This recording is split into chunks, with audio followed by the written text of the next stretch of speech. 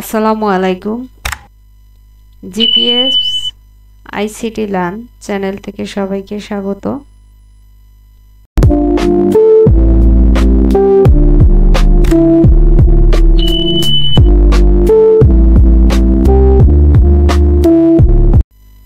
এপিএসসির ফরমে কিভাবে বিদ্যালয়ের ছবি আপলোড করব এবং ছবি রিসাইজ করব, রিসাইজ করে কিভাবে ছবি এপিএসসির ফরমে আপলোড করব, এরকম একটি ভিডিও আপনাদের সাথে শেয়ার করতে চাচ্ছি। তো আমি গুগল ক্রোম ওপেন করে নিচ্ছি। এখান থেকে আমি একটা জিমেইল ওপেন করে নিচ্ছি। জিমেইল ওপেন করার পরে এখান থেকে অ্যাড্রেস বারে আইপিএমএস সার্চ করছি লিখে। তো এখান থেকে প্রাথমিক শিক্ষা অধিদপ্তর লগইন IEMIS সাইন ইন করছি। তো এখানে আমি একটা মোবাইল নাম্বার, প্রধান শিক্ষকের মোবাইল নাম্বার অর্থাৎ আইডি পাসওয়ার্ড দিয়ে সাইন ইন করব। এখান থেকে আমি সাইন ইন করলাম। দেখেন, তো আমার বিদ্যালয়ের এপিএসসির আইপিএমএস বা এপিএসসির এন্টারপ্রাইজে চলে আসছি। এখান থেকে আমি বিদ্যালয়ের ড্যাশবোর্ড থেকে বিদ্যালয়ের তথ্যতে ক্লিক করব। তো বিদ্যালয়ের তথ্যতে ক্লিক করার পরে আমার এই যে দেখেন কভার ছবি আপলোড করুন। তো এখানে আমার কভার ছবি আপলোড করার জন্য বলছে। তো আমি এখন ছবিটা কিভাবে রিসাইজ করে নিব আমি একটু দেখিয়ে নেই। এখান থেকে যদি আমি কভার আপলোড করি, দেখেন এখানে লেখা আছে কি ছবি আপলোড করা যায়নি, অনুগ্রহ করে জেপিইজি বা পিএনজি ফাইল আপলোড করুন। সর্বাধিক অনুমোদিত ফাইলের সাইজ 10 মেগাবাইট হতে হবে, তা না হলে আমাকে আপলোড করতে দেবে না এর বেশি হলে। তো আমি একটি নিউ ট্যাব নিলাম, প্লাসে ক্লিক করে নিউ ট্যাব আসছে। এখানে আমি পিকচার রিসাইজ পিকচার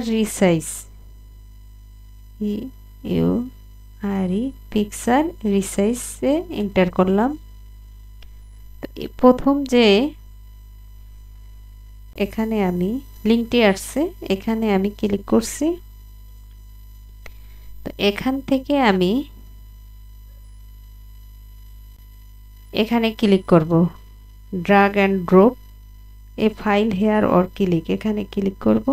ক্লিক করে আমার একটা পিকচার, এখান থেকে পিকচার লোকেশন দেখিয়ে দিতে হবে যে কোথা থেকে আমি আমার পিকচার আছে ডাউনলোড থেকে আমি একটা পিকচার রিসাইজ করব। দেখেন ওপেনে ক্লিক করলাম। তো এখানে থেকে দেখেন আমার পিকচারটা চলে আসছে। তো আমি এই পিকচারের উপরে প্লাস চিহ্ন আসছে, এই পিকচারের উপরে মাউসের রাইট বাটন ক্লিক করলাম। তো এখান থেকে সেভ ইমেজ অ্যাজ এটাকে সিলেক্ট করব। দেখেন সিলেক্ট করার পরে আমি এই ফাইলটা কোথায় রাখব, আমি ডেস্কটপে রাখতে চাই। এখানে লিখে দিতে চাই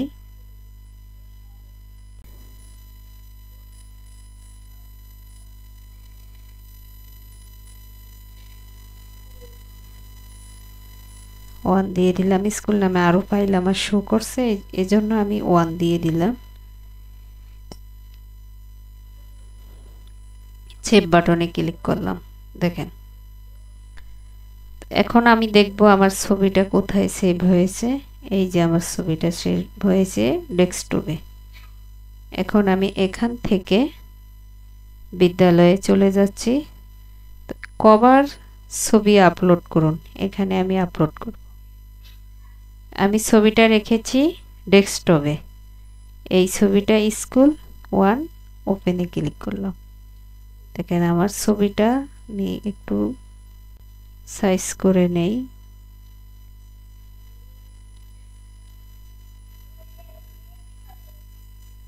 সাইজ করে ঠিক আছে ক্লিক করলাম। দেখেন আমার কভার ছবি আপলোড হয়ে গেছে। তো আমি কভার ছবি আপলোড করে আমি ড্রাফট করে ক্লিক করলাম। বিদ্যালয়ের তথ্যে ফিরে যান, এখানে ক্লিক করলাম। তো এখন আমি চলে যাব আমার ফটো গ্যালারিতে। ফটো গ্যালারিতে গিয়ে ক্যাচমেন্ট এরিয়ার ম্যাপ, আমি কিন্তু আগে একটা একটা করে সব রিসাইজ করে নিছি। তো আপনাদেরকে আমি একটি দেখিয়েছি। আপনারা এভাবে ছবি রিসাইজ করে তারপরে এপিএসসির ফরমে আপলোড করবেন। দেখেন এখন আমি আপলোড করব ক্যাচমেন্ট এরিয়ার ম্যাপ। এখানে আমি ক্লিক করলাম। তো আমার পিকচারগুলো আছে এই ডেস্কটপে রাখছি। এখান থেকে স্কুল পিকচারে ক্লিক করলাম, ওপেন দিলাম। এই আমার ম্যাপটায় ক্লিক করে আমি ওপেনে ক্লিক করলাম। দেখেন আমার ম্যাপটা চলে আসছে, 100% আপলোড হয়েছে। তো এভাবে আপনারা ধরে ধরে এখানে দেখেন গেটের ছবি, এখানে ক্লিক করবেন। ক্লিক করার পরে আপনার গেট কোথায় আছে, এই যে গেট আছে, এখান থেকে ওপেন করবেন। দেখেন 100% হয়ে গেছে, আপলোড সম্পূর্ণ হয়েছে। এভাবে আপনারা গেটের সীমানা, বিদ্যালয়ের পুরো ভিউ, বিদ্যালয়ের অবস্থান, শহীদ মিনার যদি থাকে, অব্যবহৃত ভবন, সীমানা, অন্য বিদ্যালয়ের ভবনের ছবি 1 2 3 যা যেভাবে আছে, ওয়াশ ব্লক থাকলে ওয়াশ ব্লকের ছবি দিবেন। এভাবে আপনারা একটি একটি করে ছবি আপলোড করে দিবেন, তবে ছবিটি আগে রিসাইজ করে নেবেন। তো আমি ড্রাফট আপডেট করছি। এবার আমি বিদ্যালয়ের তথ্যে ফিরে যাই। দেখেন আমার বিদ্যালয় 75% হয়ে গেছে। তো এভাবে আপনারা আপনাদের বিদ্যালয়ের কভার ফটো, তারপরে ফটো গ্যালারিতে গিয়ে একটি একটি করে ছবি আপলোড করে আপনার এপিএসসির 100% পূরণ করে সাবমিট করতে পারেন। ধন্যবাদ সবাইকে। আমার ভিডিওটি সম্পূর্ণ দেখার অনুরোধ রইল। আসসালামু আলাইকুম।